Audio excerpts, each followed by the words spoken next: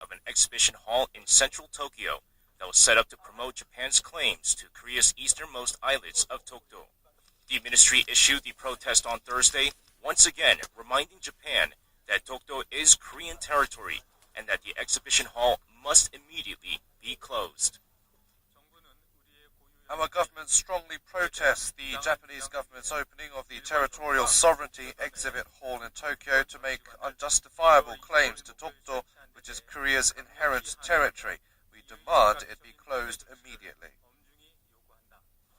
In addition, the Foreign Ministry called in Katsuro Kitagawa, the Minister for Political Affairs at the Japanese Embassy to South Korea, with the Seoul government also lodging their protest with Japan's Foreign Ministry.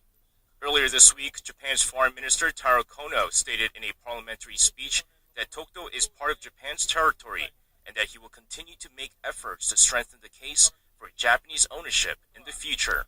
The latest controversy comes a day after Japanese Prime Minister Shinzo Abe expressed his willingness to attend the opening ceremony of the Pyeongchang Winter Olympics in South Korea, raising optimism over the recent sour relations between the two nations. Dokdo, called Takashima in Japan, has long been a source of tension between the neighbors, as questions remain whether this latest dispute will further impact the foreign relations of the two nations. 이승재, 아리랑 뉴스.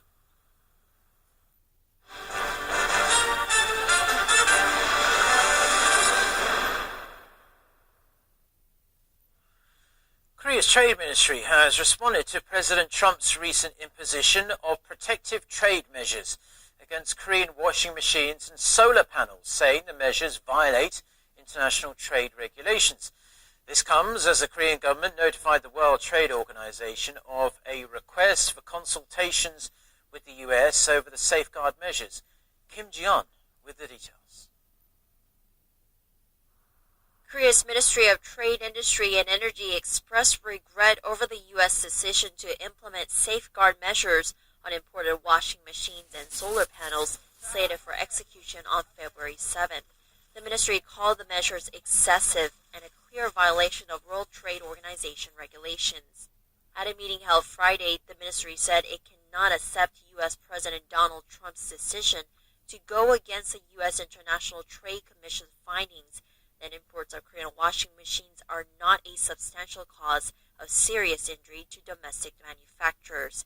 It said the import restrictions are particularly disappointing and that Korean companies are increasingly building factories in the U.S., creating new jobs and economic growth there.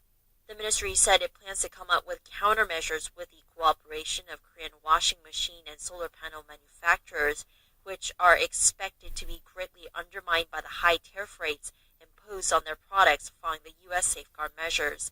The ministry has notified the WTO that it has asked the U.S. for consultations over its imposition of the measures. Under the safeguard measures, a 20% tariff will apply on the first 1.2 million imported washers in the first year, and a 50% tariff will be imposed on machines above that number. The tariffs will be reduced each year down to 16% and 40% respectively by the third year. A 30% tariff will be applied on imported solar panels after the first 2.5 gigawatts in the first year, falling to 15% by the fourth year. Kim Ji-yeon, 아리랑 News.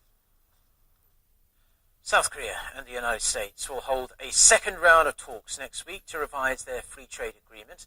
Korea's Trade Ministry said Friday the two countries will hold talks in Seoul for 2 days, starting next Wednesday. They will be led by South Korea's negotiator Yoon Myung-hee and her US counterpart Michael Beeman, both of whom led the first round of talks in Washington on January 5th. South Korea is expected to raise issues regarding surging US import restrictions such as those safeguard measures, while the US is likely to push for improving its auto exports and a lifting of trade barriers. South Korea's consumer sentiment slipped again in January after falling in December, following a 7-year high set in November of last year. Kim Hye-sun with the details. South Korea's consumer sentiment fell for a second consecutive month, recording a 3-month low in January.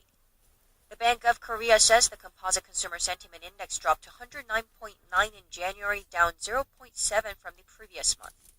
It attributed the fall to rising global oil prices, a strengthening Korean won against the US dollar, as households become more concerned about the nation's economic conditions.